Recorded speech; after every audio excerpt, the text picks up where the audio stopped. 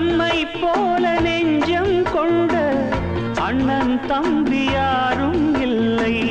தன்னை போல என்னை எண்ணும் நீயும் நானும் ஓர் தாய் பிள்ளை.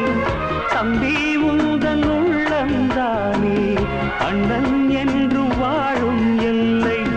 ஒன்றாய் காணும் வானம் என்றும் ரெண்டாய் மாற நியாயம் இல்லை.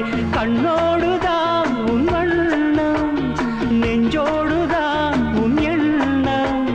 முன்னேறு நீ மென்மேலும், என் ஆசைகள் கைகூடும்.